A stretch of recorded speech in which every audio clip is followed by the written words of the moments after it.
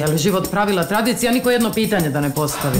Alo, ali nema toga. Svadba je u nedjelju, ti moram... Ne mora nja ništa. Pa što ćemo sad? Otkazivala se i Olimpijade i Eurovizija, a ne svadba. Pošto otkazujemo? To što ste potrošili, to nema problema. Misliš da sam ja ovdje zbog para? A kum, nije bruka ako otkažemo. Ne otkazuje se ništa. Biće kako ja kažem. Gospođo Macković Dragana, da li pristajete da stupite u brak sa Legetić Momirom? Spoliraj što treba, idemo odmah nazad. A mladoženja, je li upoznat si ti? Mladoženja nije upoznat sa životom. Kada je kum ja kao držim, hoćemo je bačiti dole na stvrđu. Nema sine bežanja.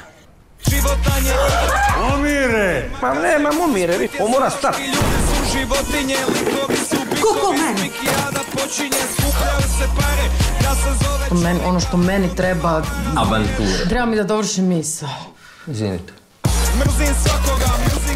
A muški ne mogu znat na život. Drži te pare i bježi koliko te noge nose, razumiješ?